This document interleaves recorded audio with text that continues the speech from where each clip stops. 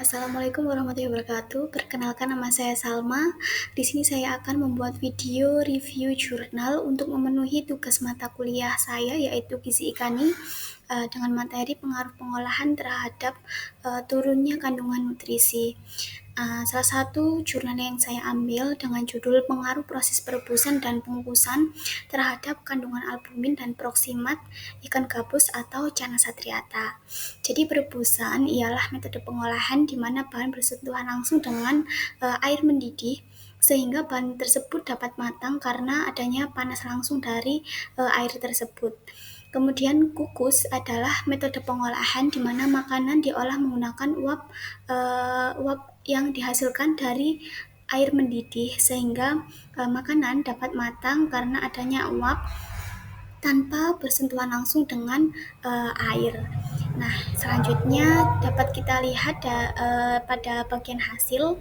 Di sini ada 3 perlakuan. Yang pertama itu P1 tanpa proses pengolahan, yang kedua P2 dengan proses perebusan, dan perlakuan yang ketiga yaitu menggunakan proses pengukusan. Di sini pertama kita lihat pada tabel 1 yaitu pada kadar albumin, di mana nilai kadar albumin pada P1 nilai kadar albuminnya itu masih tetap dan tidak meningkat karena pada proses ini ikan tidak mengalami proses pengolahan apapun. Untuk P2 dengan proses perebusan nilai albuminnya mengalami penurunan lebih banyak dibandingkan proses kukus. Nah, selanjutnya untuk P3 itu dengan proses kukus kadar albuminnya menurun lebih sedikit dibandingkan proses perebusan. Nah, selanjutnya kita lihat pada tabel 2 yaitu kadar proksimat ikan gabus.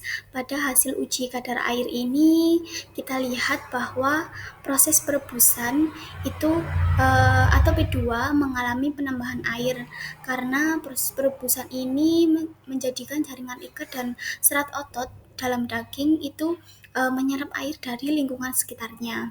Nah, sedangkan pada proses pengukusan atau P3, komponen air pada proses pengukusan itu tidak bersentuhan langsung dengan daging ikan, sehingga air pada daging ikan akan lebih kering atau menurun kadar airnya karena air menguap menjadi cairan.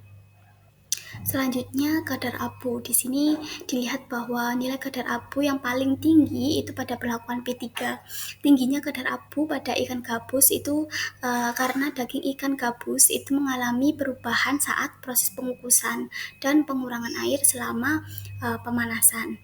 Nah, kemudian di sini ada kadar lemak, di mana kadar lemak terjadi pada proses pengukusan. Penurunan kadar lemak pada ikan itu telah mengalami proses pengukusan itu disebabkan karena hilangnya cairan jaringan dan mempercepat gerakan molekul-molekul lemak sehingga jarak antar molekul itu menjadi besar dan mempermudah proses pengeluaran lemak.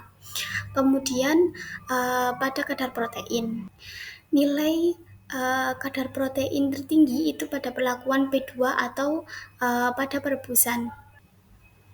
Di sini terlihat bahwa protein bertambah setelah proses perebusan dibandingkan kadar protein ikan yang masih segar. Berkurangnya kadar air pada ikan itu akan meningkatkan kadar protein. Selama perebusan, sebagian besar air bebas itu menguap. Ketika air bebas ini hilang, berat total ikan berkurang, tetapi jumlah protein tetap sama. Jadi ini menyebabkan konsentrasi protein meningkat.